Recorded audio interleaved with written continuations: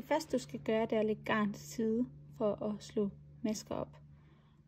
Og jeg har taget mit garn, og så holder jeg på garnet sådan her. Og så går jeg en gang rundt om mine hænder, som jeg har en smule adskilte per 5 masker, jeg skal slå op. Så jeg har slået op til 5 masker nu. 5, 10, 15, 20. Og sådan fortsætter indtil jeg har lagt så meget garn til side, som jeg skal bruge i min størrelse. Jeg har nu lagt garn til side til at slå masker op, og jeg skal nu slå min første maske op. Det gør jeg ved at holde mit garn sådan her.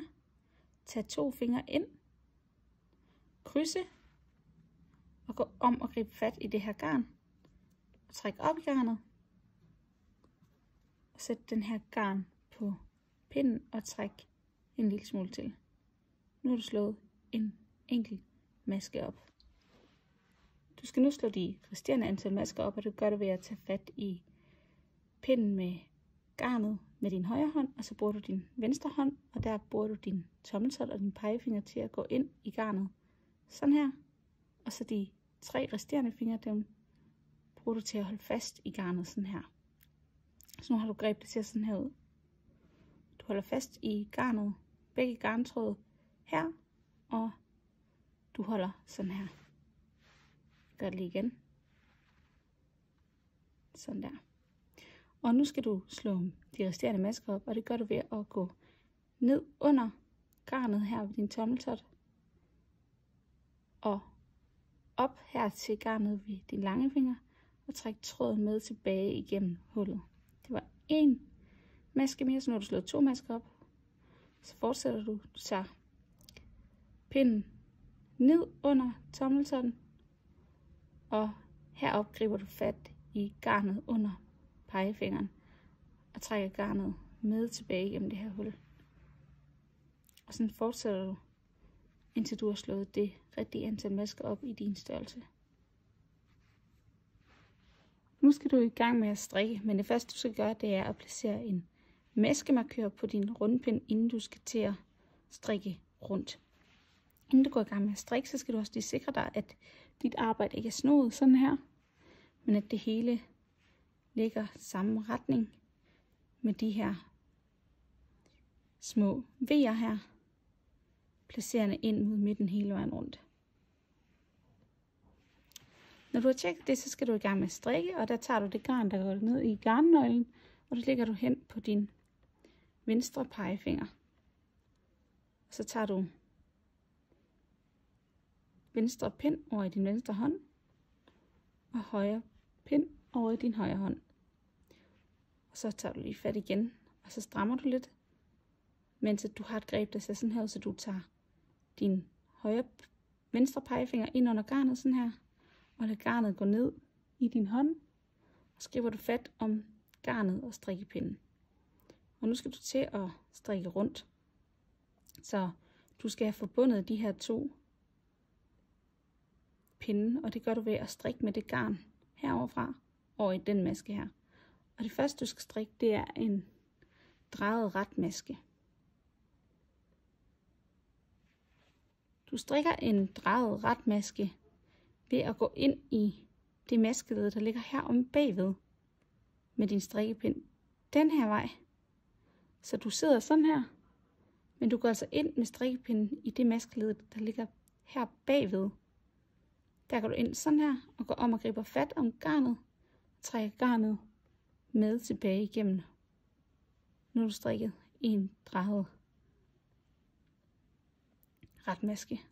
Og du skal strikke drejet rib, og når man strikker rib, så skifter man mellem at strikke en drejet retmaske og en almindelig vrangmaske.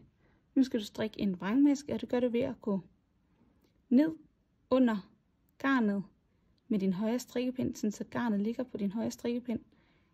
Og så skal du den her vej ind forfra i din maske, så den nu ser sådan her ud, inden du tager din højre strikkepind og drejer rundt, og går om og griber fat i garnet herom, og trækker garnet med tilbage igennem det her hul her. Så får du en maske her på din højre pind, og du lader det her garn glide af venstre strikkepind, og du har nu strikket en vrangmaske. Nu skal du strikke en drejet retmaske igen. Og det gør du ved at gå ind i det maskeled herom med strikkepinden, gribe fat i garnet og trække garnet med tilbage igennem her. Nu skal du igen strikke en vrangmaske. Det gør du ved at lægge garnet på din højre strikkepind, gå ind i masken den her vej fra, drej rundt, grib fat i garnet, træk garnet med tilbage igennem det her hul. Og det kan godt se utrolig svært ud, og virke utrolig svært her i starten. Men efter det tid, så bliver altså det her rigtig nemt. Men du skal bare fortsætte med at skifte mellem at strikke drejet retmasker og vrangmasker. Og så skal du lige flytte lidt på garnet en gang imellem, så du kommer til at strikke rundt. Så nu skal jeg igen strikke en vrangmaske. Du kan gå den vej ind, dreje rundt, træk med tilbage og igennem. Og sådan fortsætter du i så mange centimeter, som der står angivet i opskriften. Jeg har nu strikket det antal centimeter drejet rib, som der står angivet i opskriften, og jeg skal nu strikke min ombukkede halskant. Og jeg vil lige give en forklaring af det først. Når du skal strikke en ombukket halskant, så skal du have den her opslagskant, hvor du slår dine masker op. Først den skal du have bøjet op under her, så opslagskanten ligger bag om pindene her. Og så skal vi have strikket rundt sammen hele vejen rundt, så din halskant kommer til at se sådan her ud. Men folder den lige ud igen, fordi det der er lidt vigtigt, det er, at vi er her ved omgangsstart. Jeg har strikket frem til min omgangsstart, det kan jeg se ved min maskemarkør her. Og da jeg slog min maske op helt i starten, der slog jeg min første maske op her, hvor at der ligger noget snor. Og det er ret vigtigt, at den her, lige her ved den her snor, den skal foldes op. Og så skal den her snor, som jeg lige tager fat i her, den skal ligge her bag om pindene lige ved, der hvor jeg skal til at strikke. Så det her, det er den snor, jeg skal strikke med, og her der er snoren fra min første opslåede maske. Nu skal jeg nemlig til at lægge masker fra opslagskanten op på min pind her. Og der er det ret vigtigt, at det første sted, jeg lægger en maske op, det er lige her ved min første opslåede maske. Og der kan du se lige ved den første opslåede maske, der hvis man hiver lidt, så kan man se, at der er et lille hul her. Og det er det hul, lige efter den første opslåede maske, som er den opslagskant, du skal have lagt op på din venstre strikkepind. Og så vil jeg vise i næste video, hvad du så skal gøre. Godt, så nu skal vi til at strikke vores opslagskant hernede sammen med maskerne på pinden. Og det gør vi, som jeg viste før, ved at folde opslagskanten op. Og her har jeg ved den her tråd, der ligger lige bagved, der ligger den første maske fra opslagskanten, som vi skal have lagt op på pinden. Men her bag ved pindene, der har du altså nu de masker, som du startede med at slå op helt i starten af opskriften. Og opslagskanten, det er de første masker her, der ligger langs de her huller. Hvis du hiver op i dem, så kan man se dem. Og det er altså de her masker her fra opslagskanten, som vi skal have lagt op på pinden, en efter en. Så her er tråden fra min første opslåede maske, og lige bag den tråd, der ligger der det første maskeled her, eller den første maske fra opslagskanten, som du skal op på din venstre strikkepind. Sådan der. Nu har du lagt den op på din venstre strikkepind, og nu skal du have fat i den rigtige tråd, altså den tråd, som du skal strikke med, som går ned i garnnøglen. Og så tager du igen et greb, der ser sådan her ud, og nu skal du have strikket den her maske, som du lige har lagt op fra opslagskanten, ret sammen med den her maske. Og du gør det ved at lave en almindelig retmaske, så ikke en drejet retmaske. Og en almindelig retmaske, der går du ret ind forfra i venstre side, sådan her. Og normalt vil man bare gå ind i en maske, men fordi du skal lave en indtagning, så skal du strikke de her 2 masker ret sammen. Så du går venstre ind i begge masker samtidig, går om og griber fat i garnet og trækker garnet med tilbage igennem begge masker og trækker garnet over på højre pind. Nu har du lavet en indtagning ved at strikke 2 masker til 1. Nu skal du have lagt den næste maske op på pinden fra opslagskanten. Og man kan se her, hvis man ser godt efter, at det er den her maske, du har lagt op på pinden.